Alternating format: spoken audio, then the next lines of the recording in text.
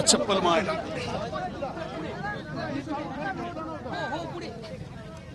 साहेब 2 आणि 3,000 रुपये मदत देऊ नका बरं का साहेब. मदत देऊ नका आम्हाला. 50,000 रुपये हेक्टरना मदत द्या. हा शेतकऱ्याचं खूप नुकसान झालेलं आहे साहेब. संतोष पुढे जायचं यार. जा बरं पटकन हो जा तरी. हा कलेक्टर मॅडमला सांगा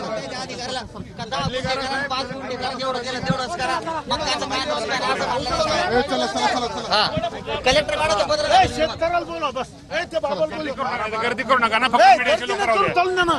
बाकीचे लोक 1 मिनिट गर्दी प्लीज जरा माग आपण थोडं थांबून जरा मला बघू द्या थोडं बघू द्या. पुढे जाऊन द्या ना. मला चांगलं बघा साहेब. पुढे पाहून द्या. 50,000 मदत आम्हाला नको आहे. थांबा. हो द्या सांगा.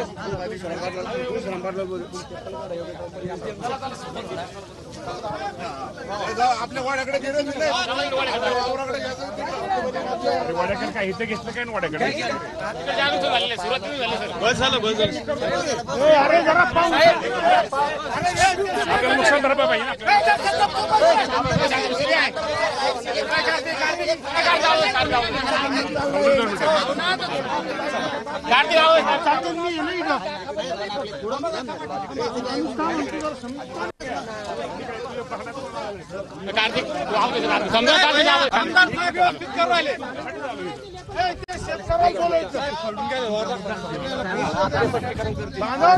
कार्यकर्ते सरकार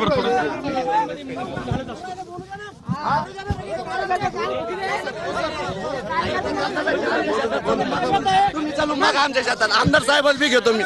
चला शेतात दिसन ना तवा आम्हाला तकलीफ आहे ना. आमच्या पोटात जळतं. आमच्या पोटात जळतं. हिरा दिसला का बस याला एक तरी कैरी का खर्च सुद्धा वसूल होणार नाही याचा. नाही 100% काहीच नाही म्हणजे काय माहिती का. 100% नुकसान आहे. तू शांत राहा तुला सांगतोय. शांत राहा. मी ऐकलं थोडं सांगतो करतो तो. हे सर सगळं पंचनामे करीन नाही. आता तुम्हाला सांगतो तिकडे पुरत थांबा नुकसान झालेलं आहे.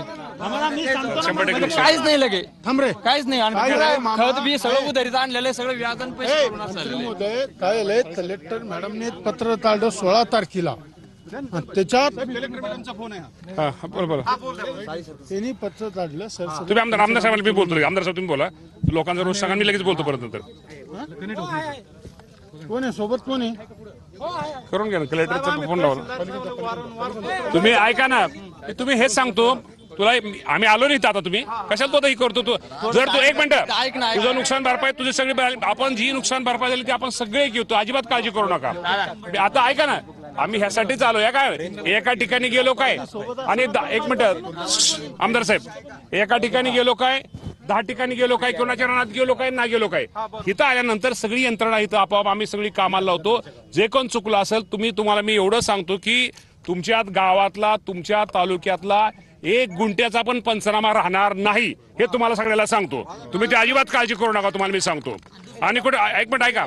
त्यामुळे तुमचं नुकसान भरपाई आमचं पशुधन वाहून जरी तुमचं एखादं मेंढर गुरं काय वाहून गेले असेल कोणाच्या घरात पाणी गेलं असेल कोणाच्या घराची पडझड झाली असेल किंवा कुठं कोणाचे ही झालं असेल त्यांना सुद्धा किंवा आपण मगाशी आपण तिथं पाहिलं ते क्षेत्र नक्की त्याचं ते वाहून गेले. सगळं शेती सगळी माती वाहून गेली. त्या त्याचा सुद्धा खरडती पट्टीचा तिचा सुद्धा पंचनामा आपण ते पण करतोय. कुठलाही पंचनामा राहणार नाही. आता इथं आमदार साहेब पण माझ्या बरोबर आहेत. आता कलेक्टर मॅडमला पण आम्ही फोन करतो. त्यांनी काहीतरी चुकीचं त्यांच्याकडून एक पत्र गेलं वाटतं काहीतरी. तर ते पत्र का असं गेलं ते आमदार साहेबांचंच रोष आहे त्याच्यावरती. तर ते पत्र कलेक्टर हे सांगतो. इथं प्राण आमच्या बरोबर आहेत. प्राण साहेब मी तुम्हाला सांगतो 1 गुंठ्यात सुद्धा ही राहणार नाही. आणि इंडिव्हिज्युअल आहे का सगळ्याचे पंचनामे तुम्ही अजिबात काळजी कोणाच्या शेतात गेलो काय न गेलो काय इथं बसून मॅडमनी काय सांगितलं का फळबागाचा पंचनामा करू नये असं क्लिअर सांगितलेलं आहे. इथं एसडीएम कलेक्टर आहे सगळं बरोबर आहे का. मी तहसीलदारांना काय सांगितलं केला. हा तुम्ही सगळं पंचनामा कलेक्टर मॅडमना फळबागाचा पंचनामा करायचाच नाही सांगितलं. हे पहा तुम्ही नुकसान याचं 1 मिनिट. ग्रामसेवक पाणी पाहा मुसुंब्यात काय करणार सर याच्यात पाणी आहे. मला सांगितलं ना तुम्हाला मी. त्यामुळे निश्चित प्रकारे ऐका ना तुम्ही काळजी करू नका. निश्चित प्रकारे आज इथं मी आलेलो इथं एक हिथं आलो म्हणजे अख्ख्या तुमच्या तालुक्यामध्ये सगळी यंत्रणा कामाला आहे. म्हणजे हिथं उभं राहिलो म्हणजे सगळ्या तालुक्यात आपण प्रत्येक शेतामध्ये जाऊन आपण फिरू शकणार नाही. हिथं फिरलो तरी तुझ्या शेतात आल्यासारखे बारके. त्यामुळे ते सांगतोय का ना, मग त्यासाठीच आलो ना मी त्यासाठीच आलोय.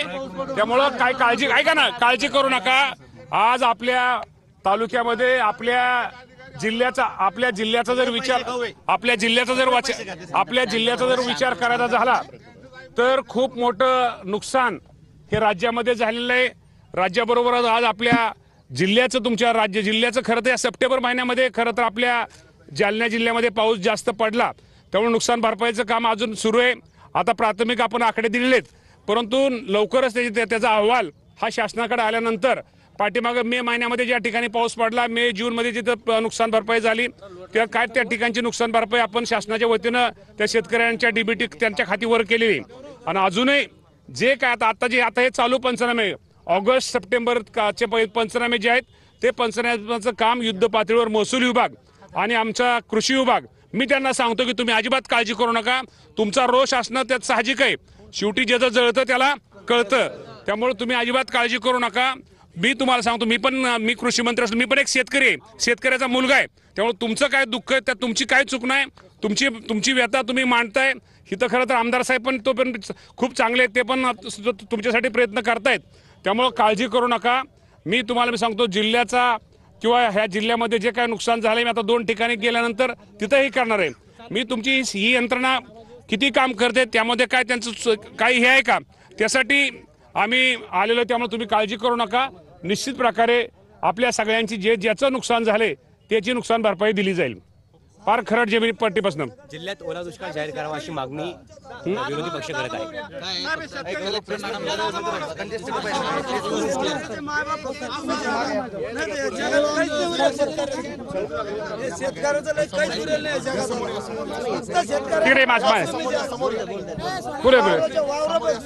मी ऐका ना बाबा तुमची काहीच चूक नाही. 100% शेतकऱ्याची आज काय अवस्था आहे तुमचं ऐका ना, तुमचं दुःख मी हे समजू शकतो. तुम्ही अजिबात काळजी करू नका. तुमचे ज्याचं ह्या अतिवृष्टीमुळे नुकसान झाले त्यामुळे तुम्हाला आम्ही नक्की 100% शासन तुमच्या बरोबर आहे. शेवटी शासन पण तुमच्या जीवावरती आहे आणि शेतकऱ्यांचा विचार करणारे शासन आहे. त्यामुळे अजिबात काळजी करू नका. निश्चित प्रकारे तुम्हाला सगळी मदत, जमीन जरी वाहून गेली असली, विहीर जरी बुजली असली किंवा बाकी जिथं ह्या अतिवृष्टीमुळे नुकसान झाले, घराचं असू द्या, ह्याचा पडझडीचं असू द्या, ही सगळी नुकसान भरपाई दिली जाईल.